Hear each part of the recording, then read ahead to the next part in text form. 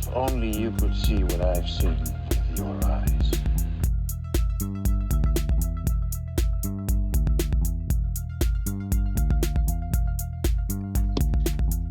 The thing is blinking, so I think that's good. So we are plausibly live doing this audio commentary. So first time doing this, give us a minute or two to figure things out. But basically the way this is going to work is I'm here with my good friend and second reader for this project, Aron Keesbury.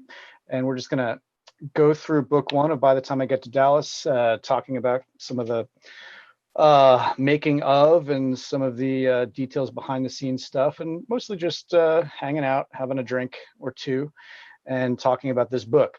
The reason we're doing this is because it was I should look at the camera, I guess. I'm kind of a novice at Zoom meetings. So the reason we're doing this is as a stretch goal for our last Kickstarter campaign. If we hit a certain number of backers, I think it was 300 maybe, we were going to do an audio commentary for book one. And if we hit 350, we do audio commentary for book two.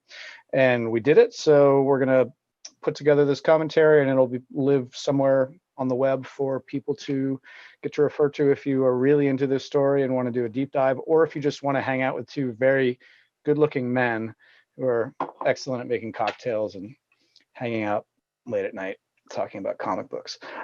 So Aron Keesbury is my very good friend and neighbor, and I guess I could call you my accountability partner, though that seems like a very highfalutin way to put it. But he's lives a couple blocks away from me. Among other things, he's an excellent writer and poet. And Aron and I met at the time when I was just looking for a creative project to do, and we had a lot of late nights like this, except that they were in person in local bars where we would get together, every couple of weeks and talk about things we wanted to do creatively and how to go about it. And we would sort of challenge each other to kind of get to different landmarks in our process. And Aron really was instrumental in talking me into actually doing this whole thing as a comic book. So it feels right that now that we've actually got a couple books out, that we're just going to sit here and talk about it a bit. So Aron, thank you for being here. Yeah, this is awesome. Hey, cheers, cool. By the way. Cheers. So it would not be my presence online talking about anything without liquor in hand. So cheers. So Aron, what are you drinking tonight? Negroni. Excellent. Straight up Negroni. I mean, maybe a little bit springtimey, but yeah, well, gin, Yeah, but the brown liquor has started. It feels too heavy for our weather and maybe our circumstance. All right, so I went brown liquor, but a variation on your same drink. So I've got a coffee Boulevardier. So Boulevardier, and I always like to talk more about cocktails than comic books anyway. So Boulevardier is another take on a Negroni, replacing the gin with a brown liquor, usually bourbon or rye.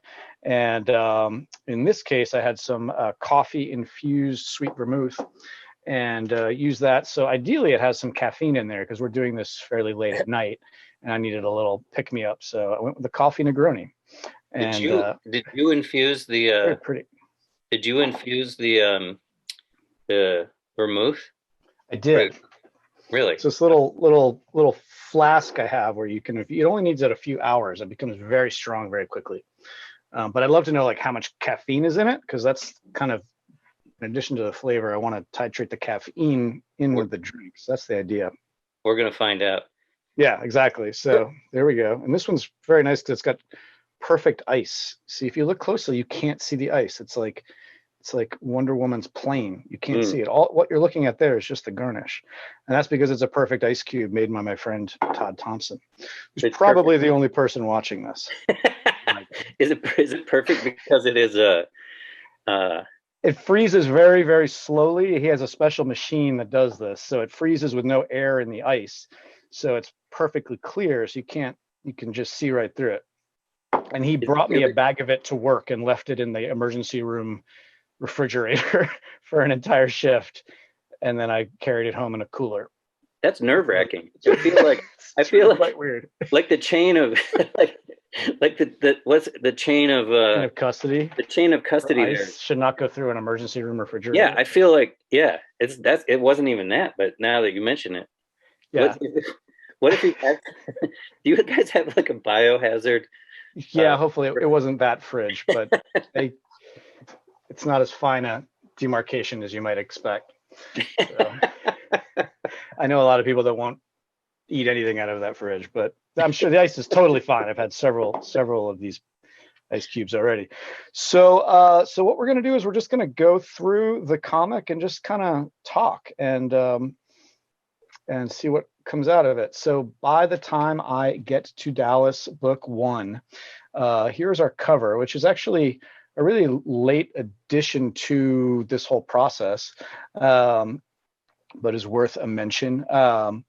Drawn by my penciler from the very beginning with this story, Juan Francisco Moyano, who lives in Spain, and colored by his brother, Jacinto, but we call him Jay. I call him Jay anyway, Moyano. So they're a pair of brothers who do pencils and coloring, and they have been amazing to work with since the very beginning. And we should probably talk a little bit about the very beginning. So I'm going to flip the page. Actually, no, we'll stay here to just talk about a little bit how this all started. So Aron, you and I think met probably around 2014, I'm betting. 2013, 14. Well, no, because you came to our party, which was December 21st, 2012. Oh, okay. So very end. There you go. So it must have been 10 or 11. All right. So around that time, I had come to be aware that there was a thing offered through my job at the emergency room.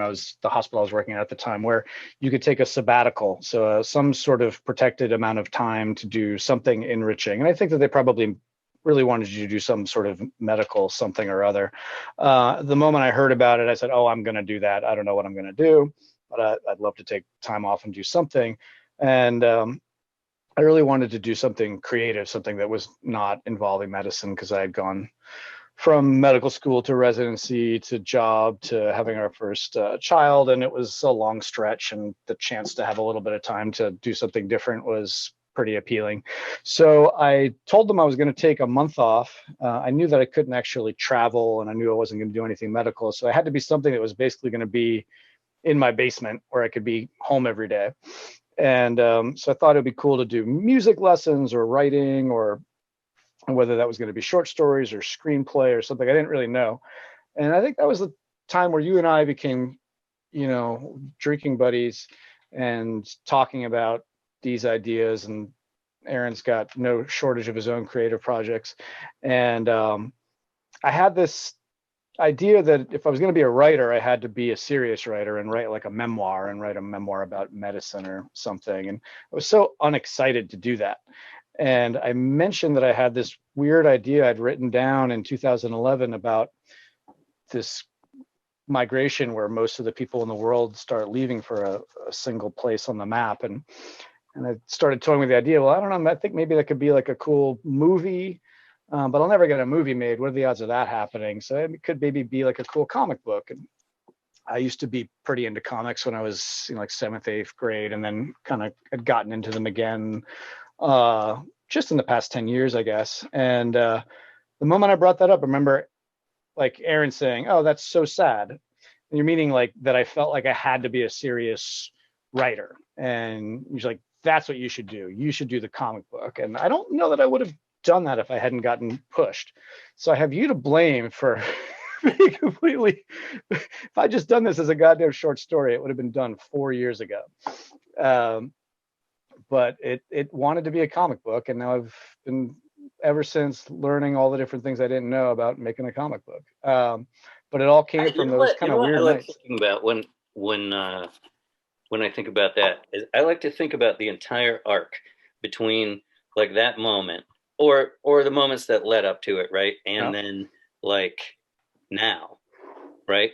Where you've done all of this stuff, right? And all these people came together and this became a reality. It's Yeah, sitting it over is. here on my table. It's so awesome that Yeah, because now I feel like we could be just at Stella drinking beer and having this talk like it was like, a week ago.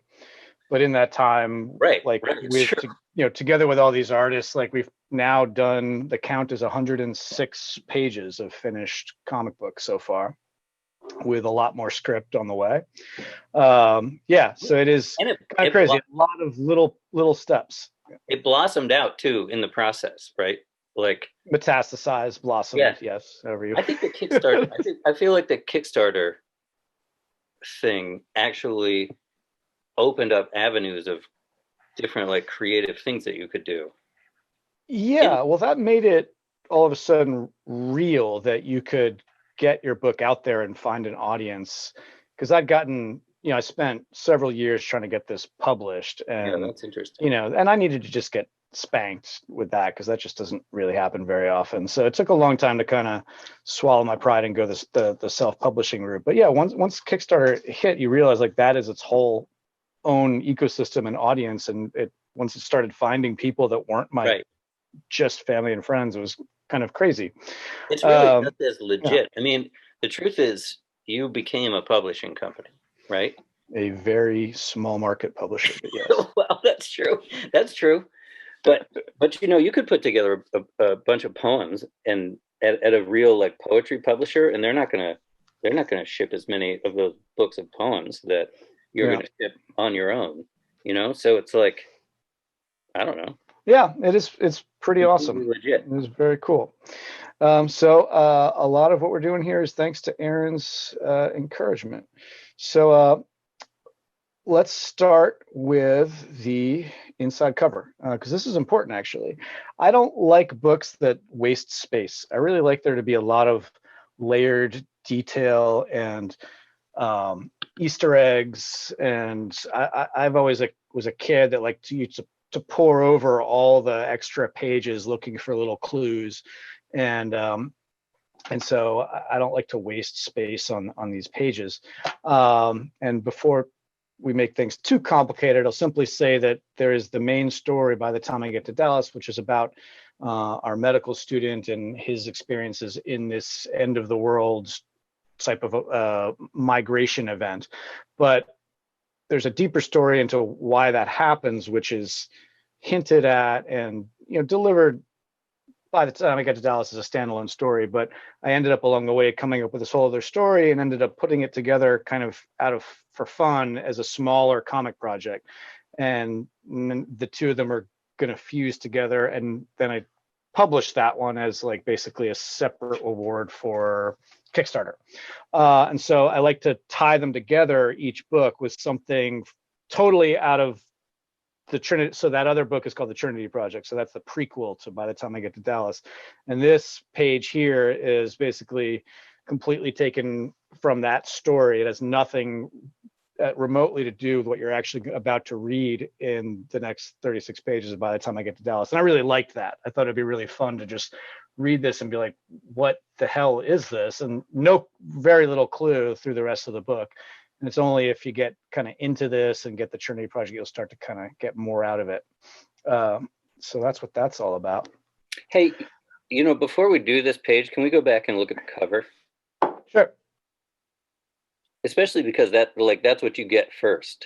Yeah. So this came, how late in the process? You said this came out late. So I didn't have a cover concept until I decided to do Kickstarter. So that would have been 2 years ago. What are we? So it would have been early 2019. So I'd gotten the first round of art for this done in 2015 with these same artists, but I did a stretch of like 9 pages and a whole treatment that was meant to be sold to publishers. So I actually didn't really have a cover concept. I put together a little cover that was a montage of different art, but I didn't have like a cover because I was really just trying to sell it to publishers. And when that didn't work and was going to Kickstarter, I realized I needed a real cover. So this was pretty late in the game, and we had a couple different ideas for how to do it. This is late in the game after you got the book done? The Or book was, it was drawn, I think. I don't think the inking and coloring and all that stuff was done, but I think the most of the artwork was done. And that makes sense. what I Then love it's about it fine. is that this really is Boston, which is the Leonard Zakim Bridge, and very close to where MGH would be in Boston, the Mass General Hospital. Um, the one big problem with this cover is that the road sign there says, Dallas, which many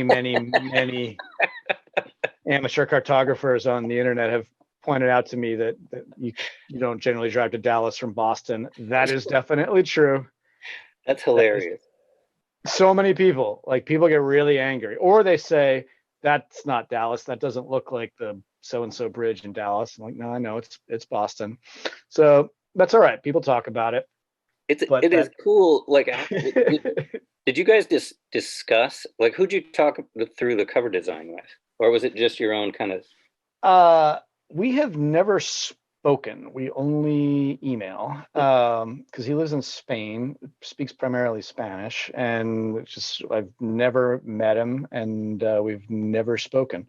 So I think I sent a couple different ideas for, things that I like the idea of Rudy looking down on this large migration, and then he had already done a similar looking cover for another book, and so he came up with a slightly different perspective with him on top of the ambulance. And what's really cool about it is, like, what's in the foreground is just people's backs, the backs of their heads. Like, that's sort of Yeah. the major thing, which is a really kind of odd choice if you think about it, but I think it's really cool.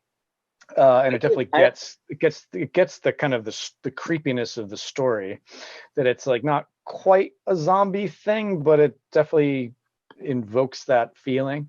Yeah. There's a couple of zombie postures in there. Like this guy right Yes, front, this that guy's dude. got the posture of a zombie. Yeah.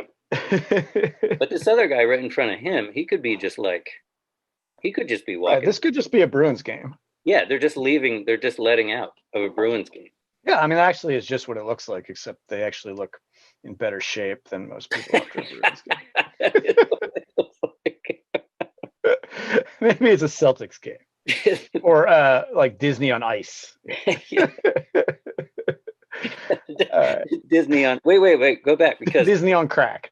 I also think what I love about it, I've always loved this about this, is that there is some level of ambiguity throughout the entire thing about motivation about going to Dallas. What I like about this is all these people are walking down towards Dallas, and the ambulance is also facing that same direction. And Rudy up here, although he's totally heroic looking, he's also facing the same direction. Yep. So it's exactly like, true.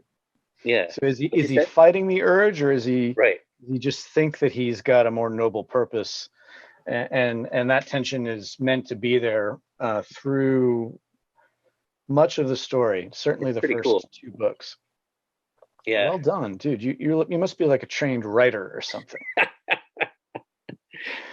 So book one, page one, I really love, because it actually is the whole start of the story from the very beginning. In 2011, I had a dream in which I was raking leaves and on a suburban street, which is ironic because I don't live on a suburban street. I don't have leaves. I have an AstroTurf backyard right out there. It's about 8 feet. So I don't rake leaves, but in this dream, I was raking leaves, and all the people around me were raking leaves. And then all of a sudden, they all just started dropping their rakes and just walking away from me. And in the dream, I had the sense that they were all going to the same place and that I wasn't going there. And I think that was it to the dream. And I woke up and it was very clearly in my head. And I don't write dreams down very often, but that one was very evocative. And so I got up at like 4 a.m. and went to my computer and just wrote about that dream in the point of view of this dude who was being left behind. And I wrote probably 6-7 pages that morning and would add on to it every once in a while, and I had no idea what it was. It was just this thing I wrote. It was kind of fun.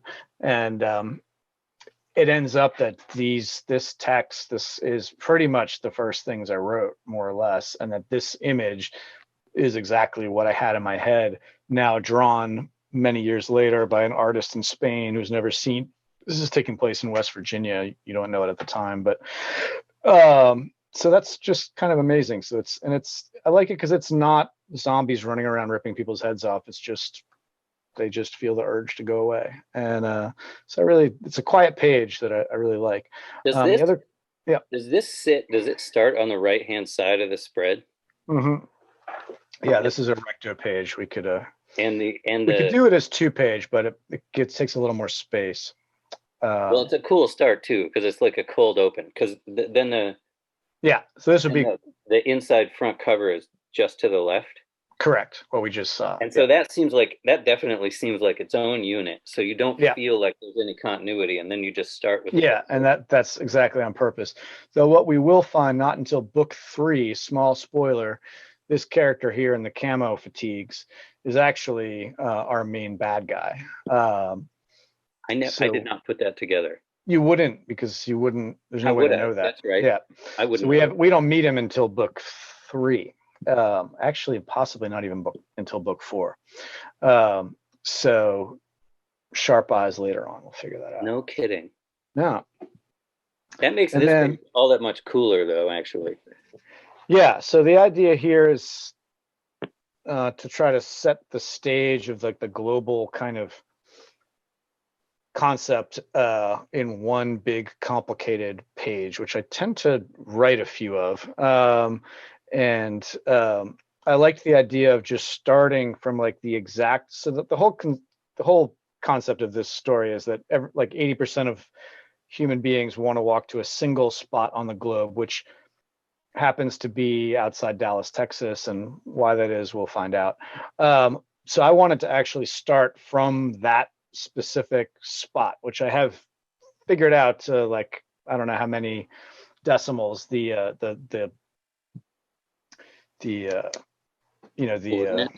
coordinates. Thanks, that's the word. Thank you. So the coordinates of where that is. And so grass, and then this lady here is like our first traveler. She's the first person to arrive. And she's really the only person who really ever just gets there and like gets what she wants. And we should be wondering, we don't know what drove her to be there, what she's feeling, but I love that idea of just this one little moment of peace where like, don't know why she's there, but she got there. And then more people start arriving. You can only imagine what happens when more and more of them start, packing onto that one spot from farther away. I've seen this page a bunch of times. I'm sorry to interrupt you. No, please. But there were two things I did not notice until earlier today, that I didn't get it. I kind of felt like she was taking off, right? Like when you first see this page, you're like, oh, she's like, I felt like she was getting ready and just moving like everybody else. Yeah. But when you look at the whole page, like these other people down here, everyone's looking down at that spot. And it wasn't until then. So this little grassy piece, and then the feet right next to it, to me, just it read as just like, okay, that's just there, Yeah. Showing feet, Well, the reason why is that this is not meant to be read in the usual left to right. Yeah. It's actually, and this is like your kind of thing, it's a Fibonacci spiral. So this actually is meant to be, I have a copy of it here. It's a little bit challenging to read, but what I wanted to imply was that it starts here, and if you've ever seen the Fibonacci curve, to shells. So we start here, and then the same size panel, so it's 1, 1, 2, and then 2, 1, 4. I forget how it all works, but the idea was the basic shape where it just gets exponentially bigger, and then spreads out. And the curve of the Earth is meant to kind of echo that. Yeah. So that was the idea of it. Yeah. And then I didn't see, I never saw before, but how Dallas sits right there, the word Dallas. Yeah, it's a little strange. On the Earth. Yeah. In retrospect, like if I had to go back, I may devote more pages to setting this up, because like this artwork's amazing. These pictures are very small. So to make this a big event, I probably could have devoted more page to more space to it. But my writing for this book, what I really wanted to do was always be with our character as much as possible and not ever really have like the bird's eye big perspective where CNN tells you exactly what's going on, or some omniscient narrator tells you exactly what's happening everywhere in the world. I wanted it to always be from one person's eyes, and so I didn't like giving away too much of that of that big perspective. So, but then like some of the feedback I'd gotten from like different editors and other readers was, that I could set the stage a little bigger, better. So that's where this page came from, which I really love, but I kind of wish it had a slightly bigger open. But that's what would you? I mean, how could you even? I mean, I think each one of these you might choose a couple of these scenes and actually focus in on them on like a person, a person that's the Hajj, or a person in the Vietnam who's getting on a boat, like something that gets us more into that. So we kind of little vignettes. But I was very, very focused on how big the book was going to be, and was sort of daunted by taking, liberties like that. But that's all right. That's what the expanded edition will be for someday. I'm worried about that lady though. She's going to get crushed. She's probably not going to do very well. And then so another, we call it, when you have a single page that is just one big piece of art, it's a splash. When you take up 2 pages, it's a double splash. And so we've just gone double splash, which I realize I've just written again in book 3. So I seem to like, when I go big twice in a row. Like a guitar, it's a double stop. It's like a guitar double stop. And so this page I love because it's as far, I went with the writing kind of approach that be as far into the story as you can be. So where we are here, we're actually not going to, this is a sort of a flash forward. So this is several weeks into the story where we are right now, where Rudy has been through a lot of shit that we don't even know yet. He's telling us all about it.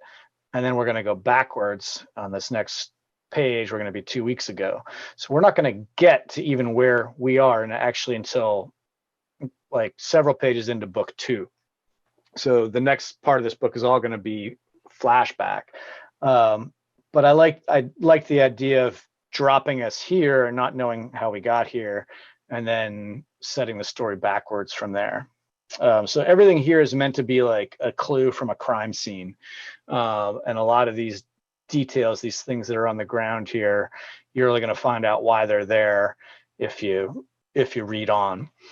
I was wondering where he gets his takeout. That's a good question.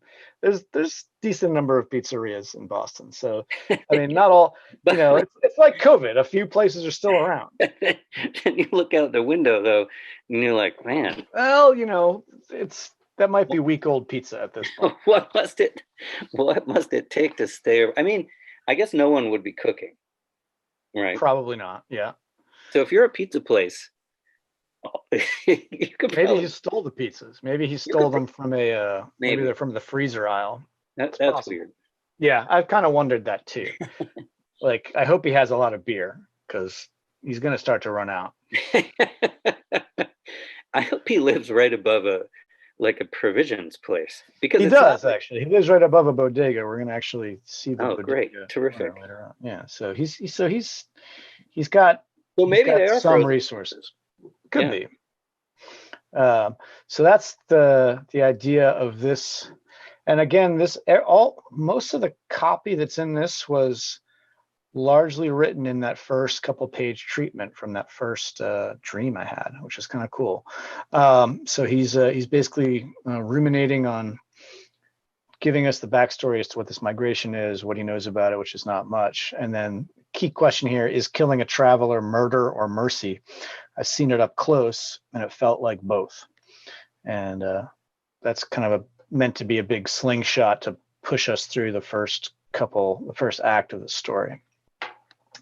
And then more of him kind of going into this about wondering about the humanity of these travelers, which is really kind of one of the deep underpinnings of, what is it of this story? What is it to be human once someone has become completely committed to just one thing? How can you see eye to eye with them about anything? And what does that mean to your relationship? How do you treat them? This struck me on this page, that it really struck me, where he is like, I've never saved a life either, but I keep missing my chance. Like, what is the meaning? Like, what does that mean to think that? Well, I mean, that's from personal experience. I think going into medicine, I think once I was there, I thought that, it's kind of cut and dried. You did something awesome, like save someone's life, and that was inherently a good thing. And that kind of, you've always got one in the plus column, for karma the rest of your life going forward. You've done something that really matters. And once I was there a while, I realized like it's very rare that happens, or that that you did something good that actually saved somebody, and that there's a lot more shades of gray of just these little moments where you do something good that helps somebody in some small way, and the heroic big life-saving moments are pretty rare. And so it always felt like this big deal. It's like, did you ever like have a clean save, or like you did something that if you hadn't done it, they would have died? And like as a med student, that's just a really basic concept, and the flip side of it is, have you ever had a clean kill, which is, did you ever do something terrible that if you hadn't done it, somebody would have died? So like this is his sort of naive, still a trainee kind of approach to things, where like he just wants to get that moment where like it's like shooting the free throw to win the game. That's what he wants. And so why does he want that so badly? We're going to learn more about his motivations, and I think why he thinks this way. Right. I think that wording really nailed it too. To like calling it a chance, and then having it be a thing you could miss. Like, yeah, because he's still right. Like, as we're going to keep finding out, he's not really in medicine for the right reasons yet. And the way he thinks of it is kind of like scoring the goal at the end of the game. Like he wants the chance to take the shot. He doesn't quite kind of get the nuance of what really being a doctor is all about. So so we're trying to set up his character in that way. So I'm glad you picked up on it. So 2 weeks ago, Boston, a city of 1 million people, when they get sick, they come to me. Well, no, they don't. You're a med student. He's a shithead. So technically they aren't coming to see me. I'm Rudy Deckart, fourth-year medical student. I'm not quite a doctor yet, but that's still pretty badass. And look at the pose on him. Yeah. Look at his he is going to whap that. He's going to whap the crap out of that glove. He's very excited. He really, really thinks he's the shit.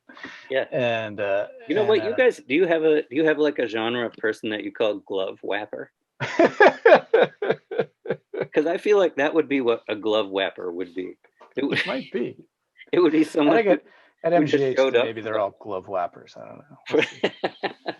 I have plenty of friends from MGH. It's a fine place. But yeah, Rudy's definitely meant to be kind of a gunner. Like, that's what we called them in med school. Just the people who are really just out to make themselves look good and take everybody else down. And so he's that guy. Glove whapper is kind of cool. He's a glove whapper. There you go. I think it's cooler than gunner. Yeah. And so here, Rudy gets his chance to kind of get in there with a big trauma resuscitation, and he's very excited about all these procedures he's getting to do. And he's down with like the drama of this poor guy who's lost his vital signs on the way here after a car accident.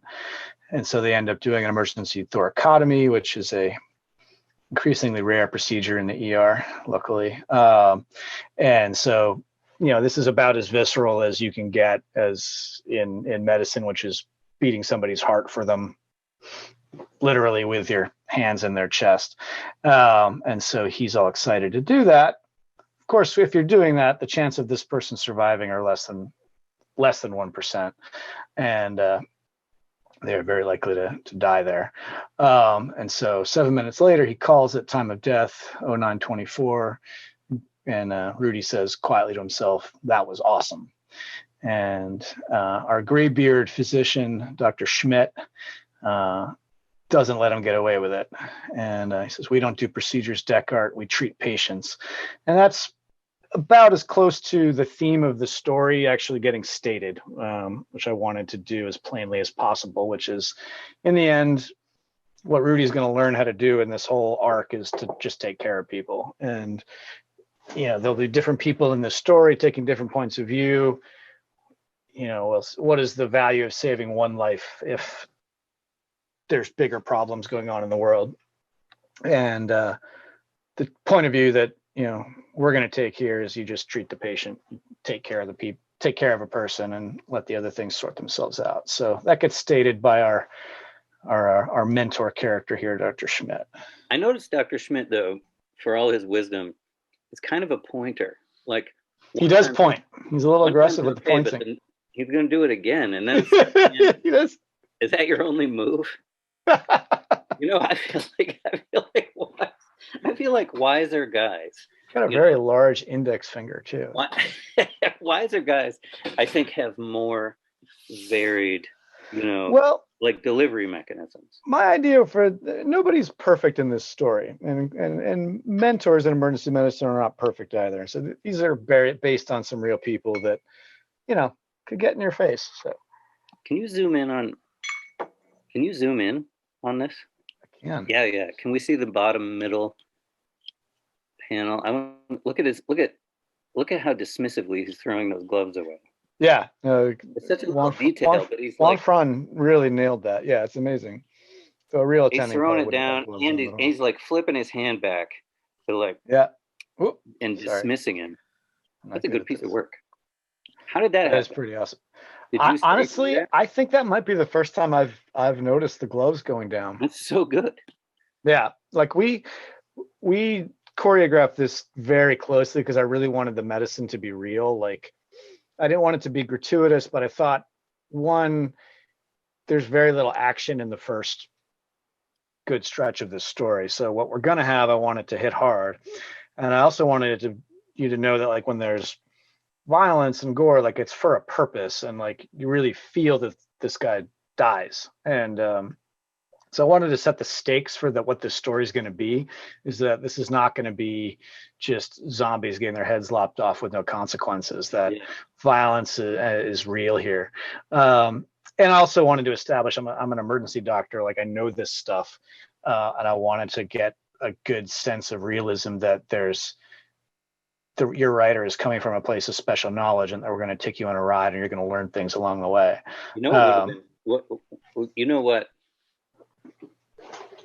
Let's imagine a spread in the middle there of the heart beating, massaging, or like cutting, and hold that tension across the.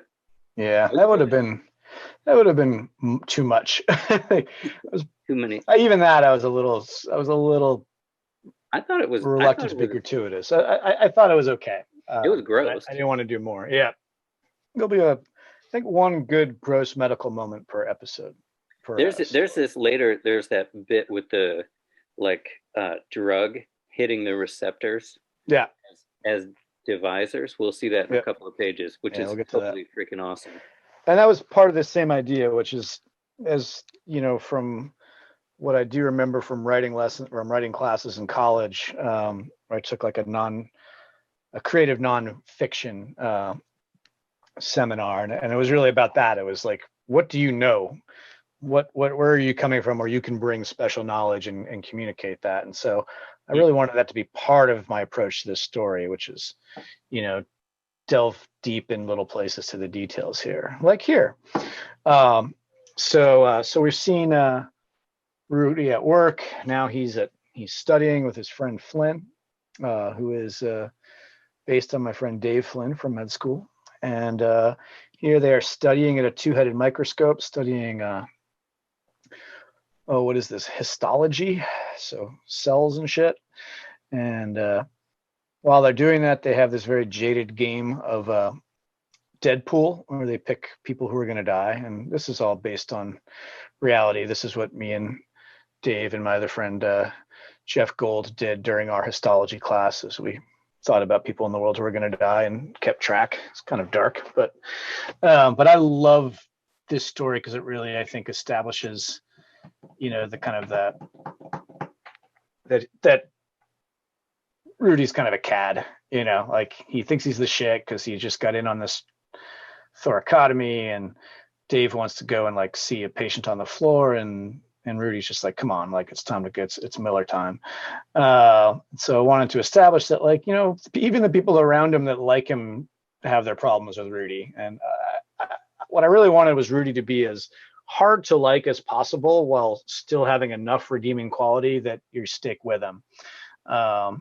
And as a first time writer, like that was kind of the challenge that I gave myself. Like I tried to make him, I'm not taking a lot of chances with this character. He's a medical student. He's a white male. Like he's a Yankees fan. Like he's got some things that are, in common with me. I was not a dick. Yeah. Where's he from? Is he from Boston? He's from Rhode Island. I don't know. Actually, yeah. How many Yankees fans are in Rhode Island? What's the percentage? Like 4. Is Rhode Island like a split place, or are they all Red Sox? Well, it's not quite as split as Connecticut, but it's Connecticut's still like split. Yeah, but we don't get in. I haven't gotten into the details of why he'd be a Yankees fan, but well, he should rethink it. But in any event, he's a dick, and he's a dick that we're trying to stick. We're trying to. That's it. That's what it is. Could be, exactly. It makes him more dickish, certainly, among Bostonians. And so, so this is his next, so now he's Rudy. So we've seen Rudy at work, Rudy's studying, now he's at home. Woman, I have returned. And this affects me how. And he's, again, still just riding this high of having helped crack a chest. And you are so gross. What happened to him? Who? It's like the patient. Oh, right. He did poorly. Like, so that's Rudy right there. Like he's not in it for the empathy or thinking about the patient. He's really in it for himself. That's a good T-shirt. I'm not in it for the empathy. Right. That'll be a big seller on the put website. Rudy on the back. You have like. And so here we have to establish his relationship with Karen, who's another medical student. And, she feels the same way we do, which is like, I don't know, man, he's really kind of a fucking dick, but he is kind of charming. And so we're all kind of riding the line with Rudy as we go through these early pages. And so now I want to see him at play. So this is where he goes, where he exercises, where he does this fighting style called Krav Maga.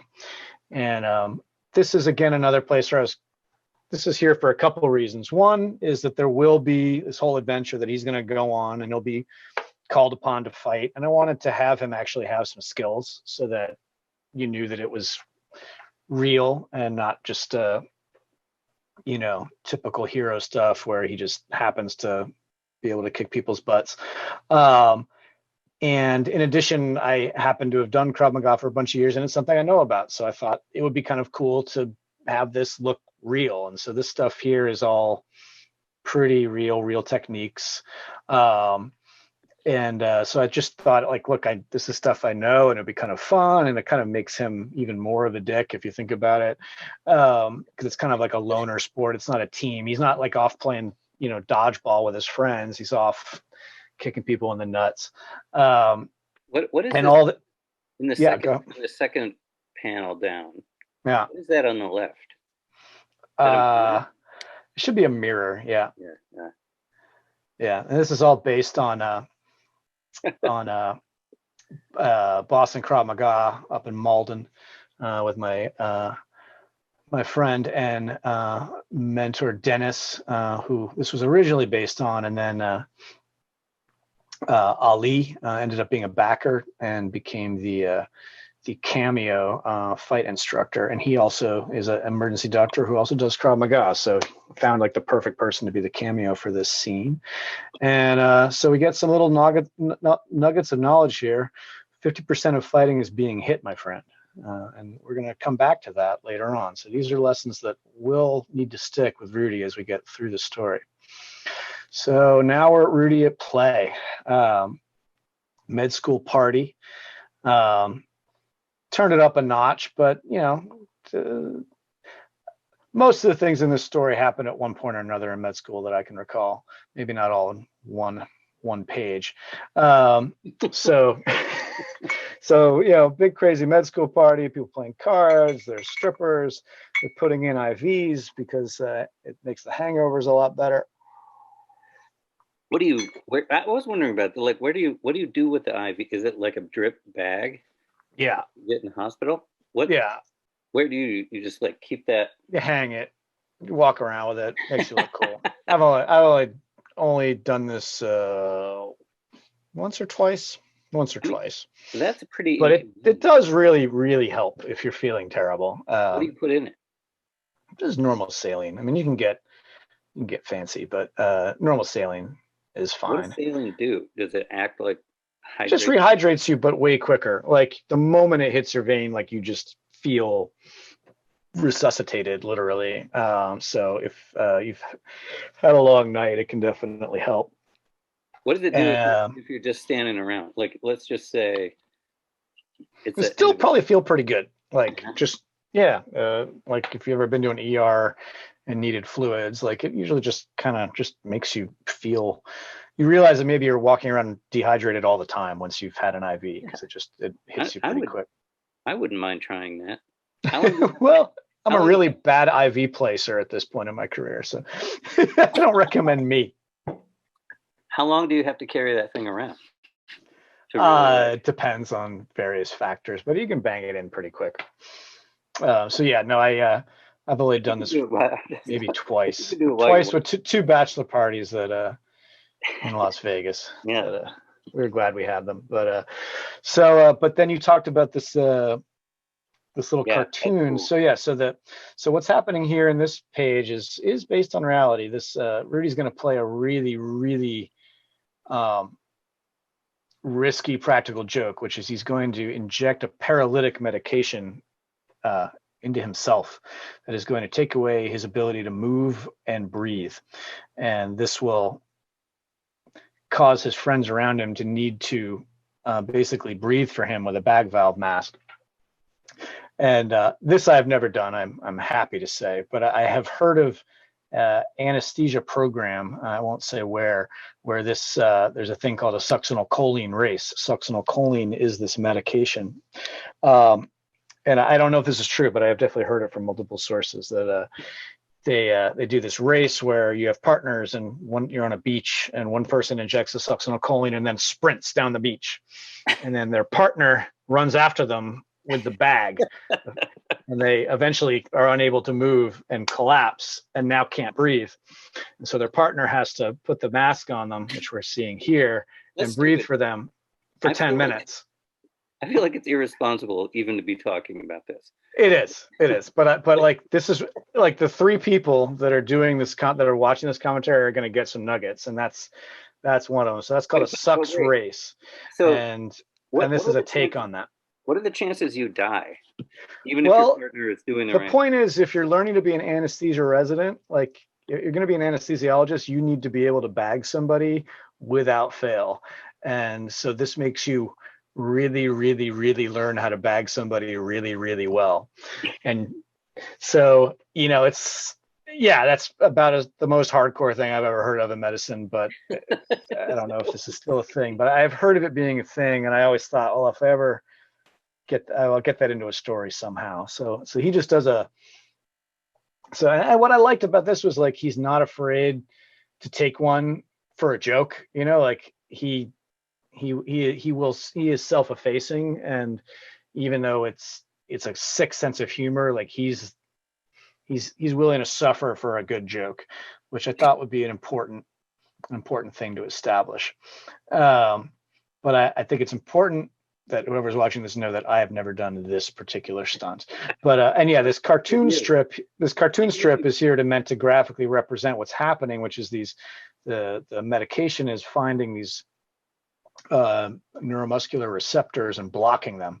And as long as they are blocked, he will not be able to move or breathe.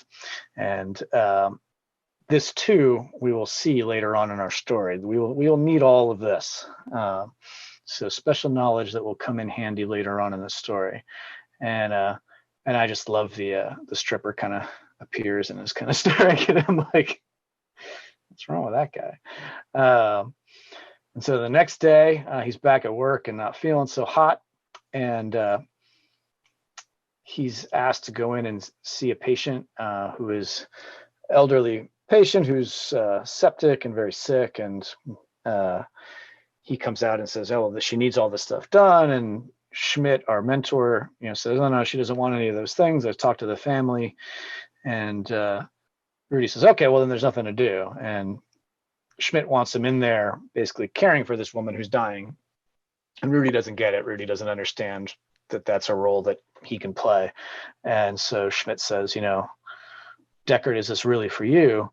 But I've worked my whole life to be a doctor. I'm like, well, that's not a good enough reason. Go home, Rudy. You can't help me. And so this is the crux of things for the whole story, which is what is Rudy trying to do? What does he think his goals are? And what does he really need to do to grow as a person? Because it's not just getting an MD attached to his name. So key scene that Juan Fran really, I think, nails the acting beautifully. And now you get the sense that the tides have started to turn, where Rudy was, he was the shit. He was the king of the world a few pages ago, and now maybe things are starting to catch up with Rudy. So he gets home, now looking a little more defeated, not the woman I'm home that we saw from a couple pages.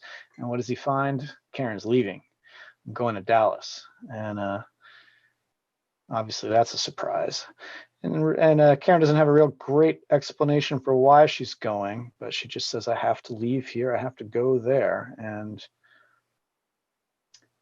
there we are outside. I was thinking on that page in particular, like, if you read this for the first time, if you were experiencing it, you would have seen the cover. You would know the title, obviously. Mm. Then you open the first page, and then there's the whole thing about everyone wants to get to Dallas really bad. But then there's this period where you forget about it, and you're not dealing with Dallas at all. You're dealing with just Rudy, right? So it's not like you would forget, because it's not that long ago. It's like just it's like 10 pages. Yeah. But it does kind of spread that understanding, and she looks perfectly normal. She looks like she's just leaving him, but then you get down there. So I wonder what that would be like to read that for the first time. Like when you saw that she was going to Dallas, would you immediately put it together? Probably, I guess. Maybe, right? Yeah. I mean, it's meant to be subtle, where the mechanism for how this works is different in everybody, but it's kind of slow. The transfer, look at her. Becoming a traveler is kind of gradual. So she's like, there's entirely feasible that she's leaving for. I'm leaving you, dude. Completely real reason, because you're a dick because you just paralyzed yourself in the middle of the kitchen. And he's like, I'm sorry, I won't paralyze myself again. Like, that's not really an issue. So like that line. It's all about him, right? She's legitimately leaving him, but then she can't say why. It is really brilliantly vague, and then that's it. So it's like she seems legit. Yeah, no. So you're even not. I mean, that's a lot of the point of this. Is like everybody's motivations are not, oh, you got bit by a zombie and now I want to eat brains. Like it's meant to be like, how close to just being normal can these folks be before you call them a traveler? Right. So I do like the left your bag thing too. Because otherwise, Todd of the clear ice cubes pointed out, I really hope there's something awesome in that bag. And honestly, there's nothing awesome in that bag. It's just her suitcase. I never really thought of it as being like a MacGuffin. Well, she probably didn't even pack it well, right? It could all just be socks. She probably just went through the motions that she learned in movies and stuff, where you grab the whole thing, throw it in there. Right. Because she didn't know what she was doing. So this next page I enjoy because I lifted it off of a great scene from The Wire. I forget which season it is, but when the two detectives are investigating a murder scene, and I think the only scene they say is fuck. The only word they say in the scene is either fuck or shit. I'm trying to remember. But they're just like figuring it all out, figuring out the ballistics of where the shooter was standing and where the bullet went. And they're just like shit, shit, shit, shit. And that's the whole scene. So I kind of like the idea just for this entire page, he's only going to say what the fuck. And that's as the bodega owner, who's just like, sweeping out front of his store, just decides to just walk off, a la the folks on page 1, walking through their leaf piles, and almost gets slammed by the bus. It's pretty funny that the bus driver then also says, what the fuck? Right. No, exactly. So I like that page. And then it's not even connected. No. Like in The Wire, they're doing it with each other as it's like, that's what this page literally is all about. So then Rudy's just things are getting worse and worse for Rudy. Fuck everything. As his beeper goes off, and he basically gets high. And so if you notice, the floor is starting to get a little more layered with crap. So there's some beer bottles, there's some drugs, there's his medical bag. He's got his picture. Thing down his feet? Is that a turtle? I think it's a bag of chips, maybe. Let's zoom. Sure. Can you zoom in on that? Let's take a look at that. Bag of chips, syringe. Turtle eating a bag of chips. I don't know what all those things are. And then probably a bag of marijuana. And a lollipop. The lollipop. That's the blow pop from the other night. Was using. Yeah, exactly. Yeah, see, that's a key detail that I needed to be there. And then so he gets color in there. Exactly right. So he gets this page which says disaster page, which is the name of book 1 here, and probably ill-advised. Ill-advised. Wait, that's the name of book 1? That's the name of book 1. Yeah, if you go all the way to the beginning. Book 1. Yeah. Disaster page. So here he is back at school, kind of bleary-eyed and trying to figure out what the hell's going on. And the most important thing on this page is that you have to realize that I constructed the med school logo. So I made this school up. It's the Medical College of Bunker Hill. So it's a serpent around the Bunker Hill Memorial. I like how it's only one serpent, though. Isn't it really important that it's 2 serpents? I don't think so. No, I think it's just one. Okay, all right. Oh, really? The staff and serpent. Yeah, I think it's just the one. Around the Bunker Hill. That's pretty excellent. Yeah, I'm very proud of that. We'll see that again on Rudy's hat in like one panel on the second. You should make those. You could Todd Thompson. Well, we could actually. That's actually right. You could get Todd Thompson to make those. Very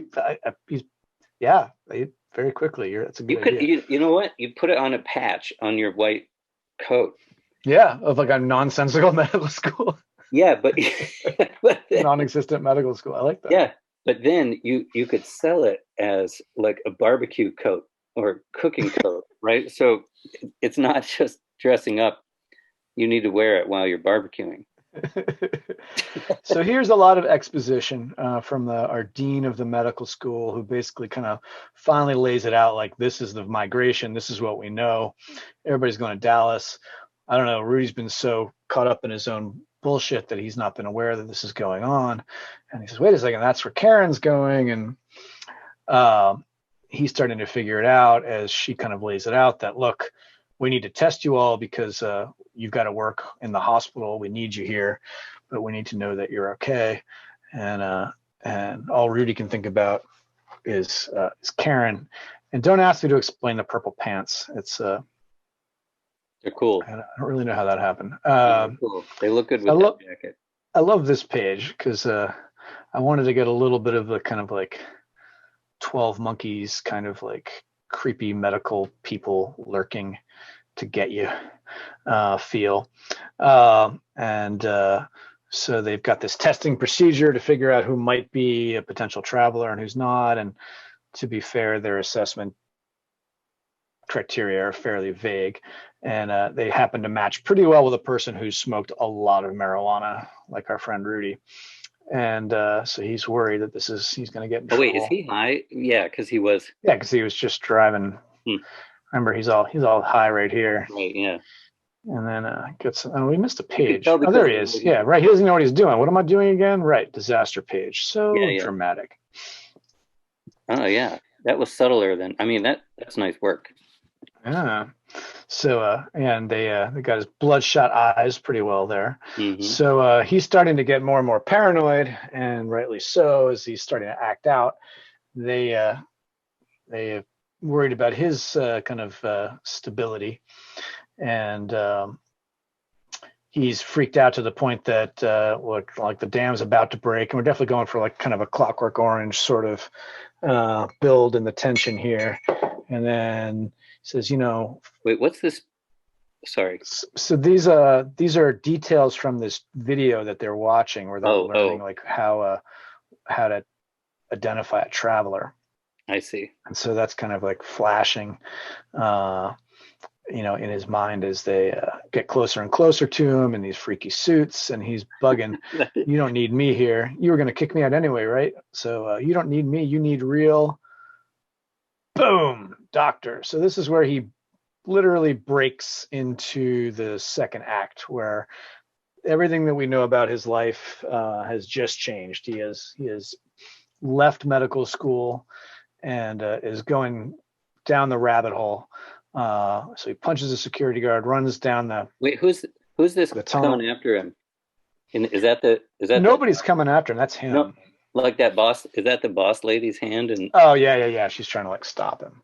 Yes. And so this angle here is called a Dutch angle, that kind of turned 45 degrees to make things look all kind of crazy topsy turvy. I love this page so much. I think it's really like, the idea is when your hero needs to make his own decision when getting drawn deeper into the story. So he's got the life that he has been living, and he needs to make the determination that he's leaving all that behind, and he's going to go and take this challenge on. And it's got to come from him. It can't be coerced into it. And so, though not for the best of reasons, he clearly is making his own action and breaking free. And what that'll mean for him will take a while to figure out. But that bit right there with the Dutch angle. That Dutch angle bit, it would make such a nice poster. That's true. It's a great picture. Just by itself. Just, with no text, nothing. You just you could blow that up. That's a good point. Yeah, that is pretty sweet. So now he's driving off. Oh, wait. Oh, no. I've got pages out of order. Oh, no. What a disaster. I'm missing a page. Oh, I'm missing one. That's embarrassing. I'm missing a page. Well, we'll have to just do the paper for one page. I'm going to have to fix that. That's not good. So so what's happening is he's driving off, and then he's driving through the streets of Boston and wondering what to do. And he comes across a gun shop where a bunch of people have gathered outside the gun shop thinking they're going to break in, and they start shooting. They shoot the owner, and Rudy hightails it out of there, driving hell-bent to get away, and crashes his car. So smashes into a tree or a pole or something. And damn, I got to fix that. That's very embarrassing. And then this is the next page where he's this is a flashback, technically within a flashback. So he's coming to after having been in this car crash. And where are we? Mom. And there's two people in the front seat, horribly injured and burning, and somebody's smashing through the window. It's the firefighters, and it's Rudy, but that's Rudy as a kid. Come on, don't look, kid. Come on, Mom and Dad, I'm sorry. So. And now he's waking up again, and now he's back in where we just left him. He's in his car. Now it's daylight. He's just waking up. He's flipped the car. The airbag's deployed. He kicks himself out of the car. I love this panel so much. Just like the beautiful high-heeled foot walking by as he's upside down, beat to hell. Like I want to know what's happening with that panel. Like that's a key panel for me. So kicks himself out, and here we are. It is just a really interesting. The whole thing about that foot is actually a lot like Rudy, right? There's so much of like going through the motions for the Dallas people. Yeah. They're just like whatever. They're just skimming over. They don't care about him at all. Nope. He just got into a car accident right in front of them, and they're they're just walking right by him. They're just doing their own thing. Which yeah, is what so yeah, maybe we'll do a whole different story about the lady with the white shoe. That'd be a good story. So then he wakes up and shoes on before she took off. Yeah, no, she's kind of like the wolf in Pulp Fiction. She's like totally dressed for like a cocktail party at like 2 in the morning anywhere in the world. Like, so he wakes up and everybody's seems to be migrating off, and Rudy says, "What the?" And that's the ostensibly the end of book 1. Then we've got a little epilogue where we are treated to Rudy's application essay for medical school, which goes into his memories of his basically his parents being in this car crash with him, and his father died and his mother was horribly sick, and that was kind of the launching pad that made him want to go into medicine, as his experience with his mother, sort of in this long illness, and then eventually succumbing to her injuries in the ICU. So, I don't know how many people sit and read this, but thought it was important to really get to look back and look deeper into Rudy's character and make us start to feel for him a little bit more, that realize he's a dick, but he's got reasons to be a dick, and why he is the way he is. There's reasons for it, and that maybe he's not beyond hope. And that's the point of this page here, where she's got her. So this is our dean of the med school, and she's got basically her stacks of students according to their status. So missing, quarantined, in service, deceased. And so Deckard is getting put in the missing. Dave Flynn, so we have to know what happened to him. He's quarantined. In service, Jeff Gold, another one of my good friends from med school. And I don't think you can see it here, but what that says is Rick Stone. And Rick Stone was an imaginary medical student my year. He sounds awesome, though. He's dead. Jeff Gold was mistaken by his own preceptor, just totally made up his name. He said, "Oh, hello, this is my med student, Rick Stone." His name's Jeff Gold. Not even close. Rick Stone. And so anytime we wanted to blame somebody for something, we said it was Rick Stone. so Rick Stone's there. And then Rudy's, she says, "We hadn't given up on you yet. Good luck out there." And then here's our little our cameos. So all people who, including you. Where are you? You are. I think I'm on. You're in the bottom right. So our little cameo med student class, and that's it's the end of our epilogue and the end of book 1. It's a pretty good read. It's a lot of setting the stage. My biggest concern about this whole story is that the first book has to establish a lot of character and a lot of story about the migration, and really not a lot happens. There's not a big fight scene you get to start with. It's not a ton of action. So trying to build enough suspense within these scenes to kind of get you to where it's really going to blow up in book 2 and book 3. Lots more stuff's going to happen.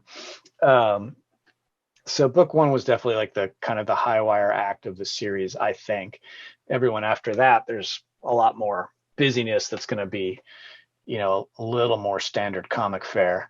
But this one's a little bit of a challenge. So it's not for everybody. It's definitely requires kind of a close read, I think. But I think it's meant to invest a lot in his character and his arc, so that I think it pays off. I think it pays off for the story. So cool. What are the parts? So you have you, and then you have an artist, and then a penciler, and then what are all the parts of it? So there's a penciler, Juan Fran. So he's really the the heart of this. So he's the guy that reads the script and draws it. And then inking is a separate process from that, where the penciled images will not show up well on in a comic book, especially if you're going to put color on it. It's not, the lines won't come out very clearly. So someone else needs to ink it where they choose the most important lines so that it comes out clearly and allows space for the colors to go. So sometimes artists will do both. Hang on, does that person do it right on the thing, or do they trace it? I mean, these days it's all computer, so it's a digital computer file, and they're all doing this on a tablet. I don't know if anybody does very few people do real ink these days, I think. I see. But I think back in the day they would trace it. And a lot of pencilers or a lot of artists do their own inking, and Juan Fran does his own inking in some situations, like for the cover, but it's a lot more time. So if you're trying to get pages out, it speeds the process to have a separate ink. Right. Yeah. So Dario is our inker, who's awesome, and Juan Fran and Dario work together a lot. And then you got your color. And then last but not least is lettering, which is actually a really super important part of the process that gets overlooked a lot. But good lettering is really important because you don't realize it, but once you've picked up a couple comic books, when you see shit lettering, like there's nothing that kind of gives away a bad book, like an amateur book, quicker. Really? So James Reed is awesome. Yeah. Who creates the space for the lettering? The letterer. Yeah. So he does that. So I have to have in my head how much text is going to be on the page and how much space it's going to take up. Because if you have too much, it takes away from the art. And you really have to kind of know how much you can really afford to write for each panel and each page. But then he's got to do it so that your eye follows the text in a way that is correct. And it's hard because that's like, it's not obvious how to read a comic book. There's a acquired skill to it. So the letterer's job is to know what your eye wants to do and let that tell the story. So I have to know that, but he has to really know it. And so it's not just like finding the right font and sticking it in there in a little bubble. Like there's a lot to it. And so, James is great. And then what do you get at the end? Like, how do you pass files around? Yeah, they're just all getting passed around and lost somewhere on my computer. But then does like the color use the same file and does like a save as, or No, we've generally got separate things. So I've got like pencils, inks, colors, letters, all as separate files. Every once in a while something goes haywire and you can't find what you wanted. What do you send to the printer? And you send them a high quality PDF. So then I take what the letterer sends me and convert it just to make sure like the size is right for the printer's specifications, and compile it all in one PDF and send it to the printer. Does a printer give you like a template or something to use? How do you? They have templates, yeah. I mean, some printers are also pretty good at working with these files themselves, and they can kind of fix a lot of your mistakes pretty quickly. And my printer is Comic Impressions down in Florida, and they're super, super helpful and super open to working with indie creators, which is great because I didn't know what the hell I was doing.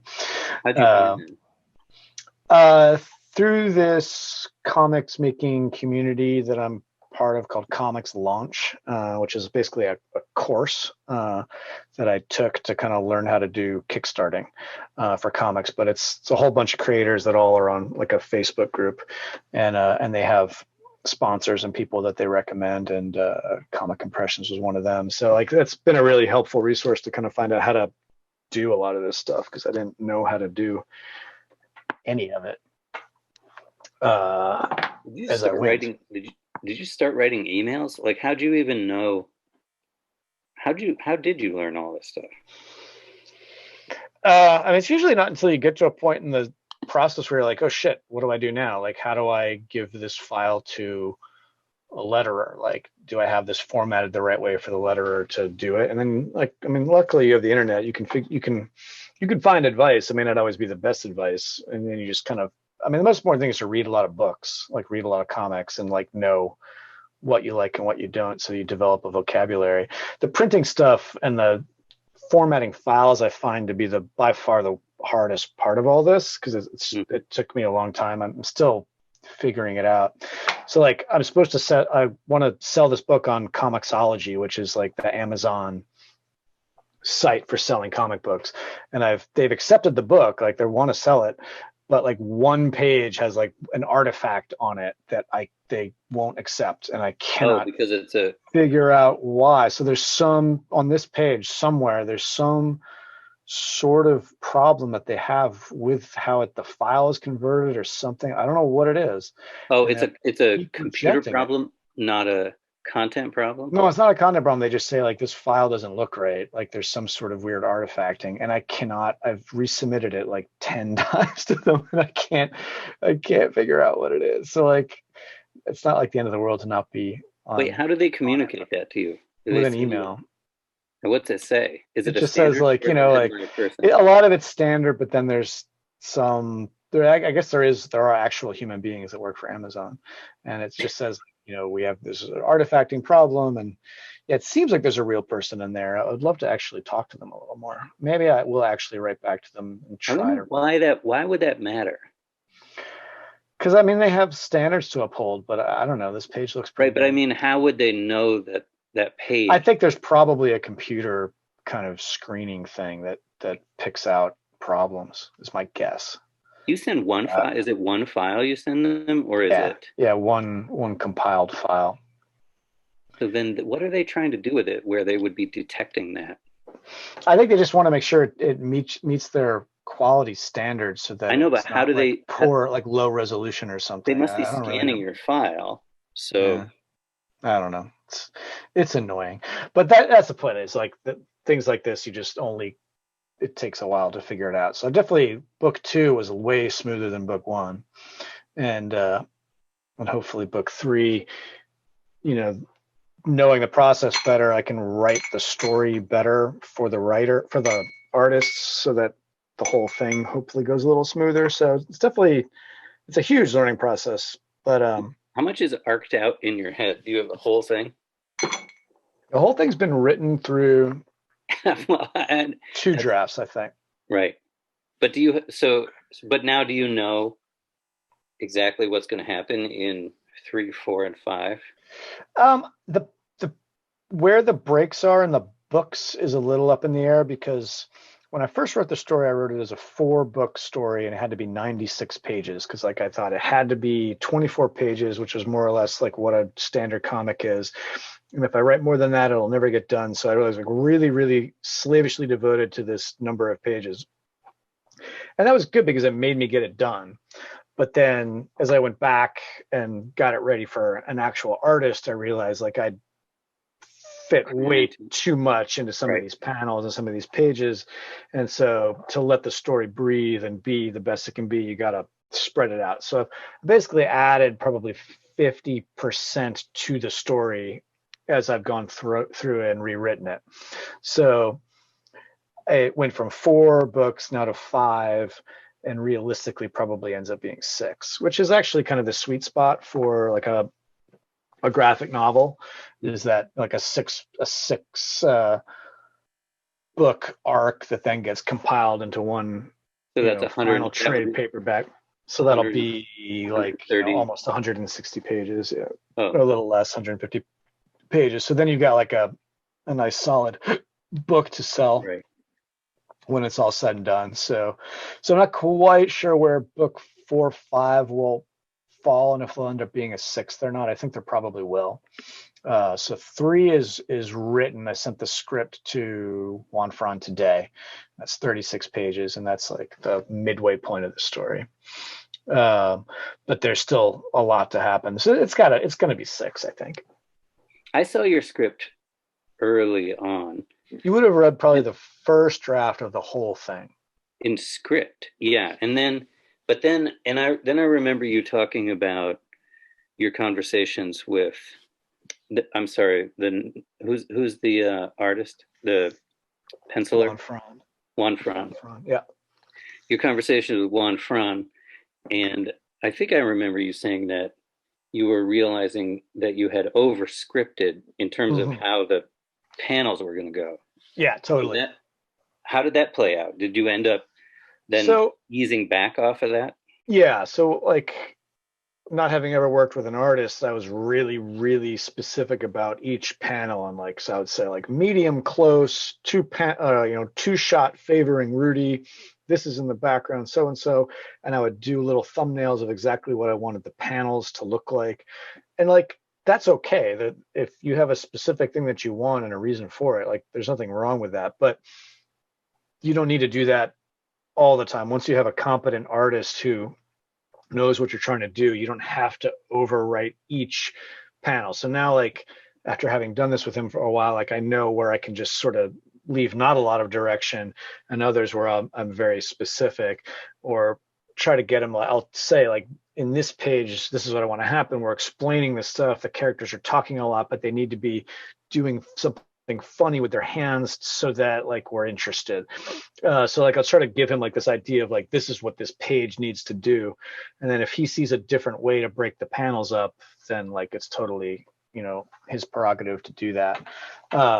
At this point, does he do that, or does he like email you and say, hey, he pretty much just does it. Like if there's a big problem with a page, he'll let me know. But like for the most part, he draws what I write, but then like he'll make some choices with how the panels are arranged and for the better to make things flow.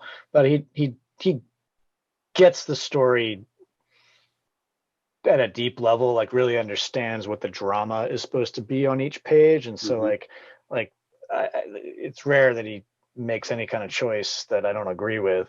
And he's usually just making it better. So he's really the cinematographer in a sense. Yeah, he is. I mean, like I do choose a lot of what the shot selection is because I'm pretty specific about it. But how the, like this page, like I wrote this page as like we need to have something fuzzy around the frame so that we know that we're in flashback and that we know that he's unconscious and waking up, and something that makes us realize that this is not reality that we're seeing right now. And so he took that and made that happen, as did the colorist. So like you don't need to have a complete vocabulary of exactly what you're doing, but you want to explain kind of what has to happen. Hang on, I have to get my book. Is this on a recto or verso? This page? Yeah. I think it's on. It has to be on a verso, otherwise the. Yeah,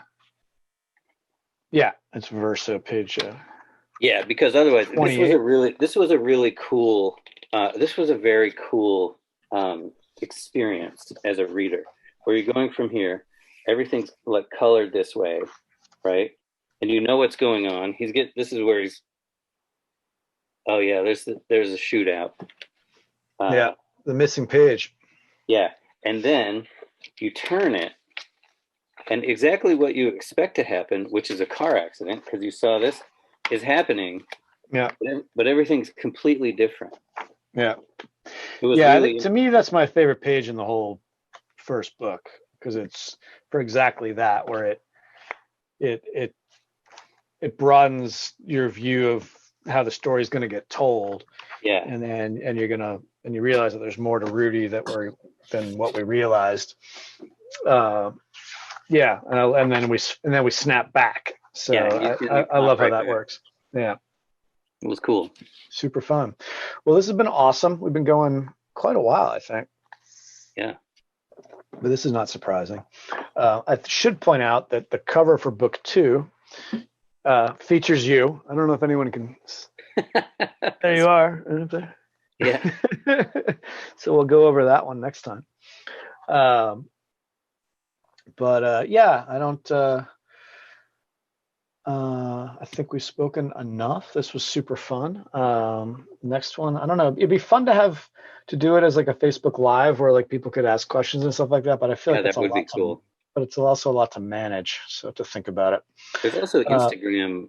What they do stuff Instagram live too, which seems I to don't go know. well for people. Never tried it. It's easier. I find it easier to access hmm Instagram live for some reason. Yeah, I mean, I've got some experience with Facebook Live, but I don't know. I kind of like this being discreet and just, you know, That's true. and then it'll live somewhere as it connected to this book. But I do have to go fix that PDF. I'm embarrassed by that, man. Was that one file, or were you flipping file to file? It's all just one file, yeah. So that's the file that I sent to people as a download, and it's missing a page.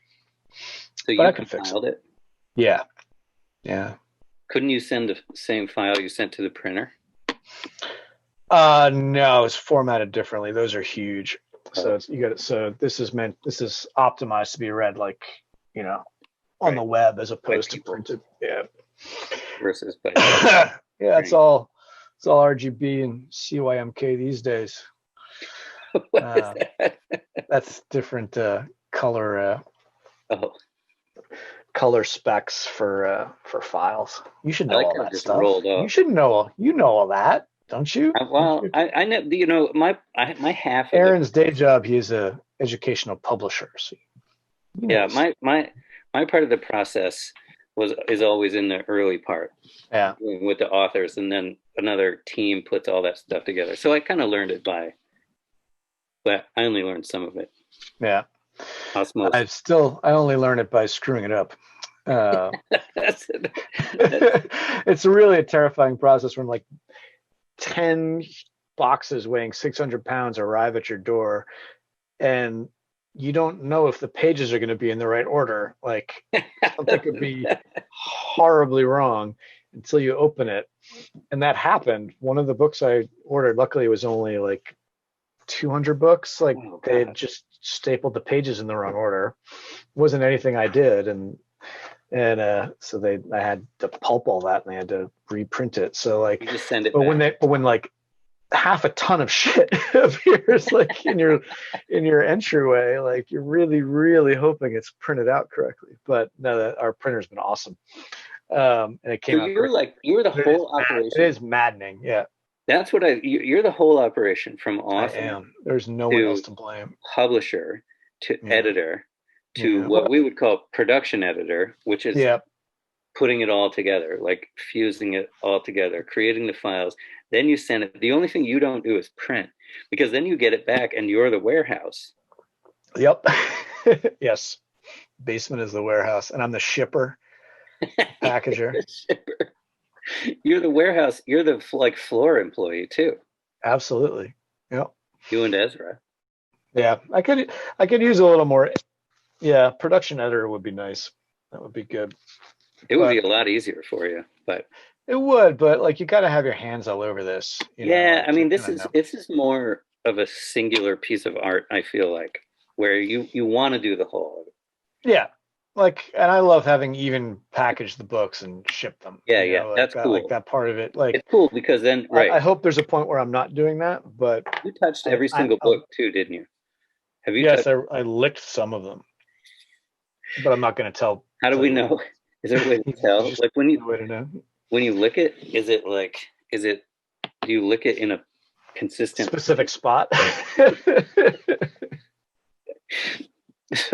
So we can at least look at it and I look at it that one page that you remarked on earlier. I'm not going to mention. Well, that's gross. It's grosser because I did too. That's the one place I licked in that book. Well, sloppy seconds, Aaron. Get used to it. This is what people really shut up for, the late night stuff. You had to wait till the end. We were pretty good. We kept it high-minded until really. It doesn't, that's right. It doesn't fall apart till the end. All right, man. I think we should probably stop, and then we'll find another day to do book 2. That's awesome. Peace out. All right. Thank you, man. Thanks for the invite. That was a lot of fun. No, thank you for being my partner in crime on this. I loved it. All right, this was awesome. Do you know how to stop it? This is you, right? I'll end it, and then I'll send you the recording or a link. Maybe I send you a link. I don't know. Yeah, it's probably gonna be pretty big. Yeah, it probably won't be till tomorrow. It's not good. No rush. Cool. All right, awesome. All right, see you later, dude. See ya. Bye.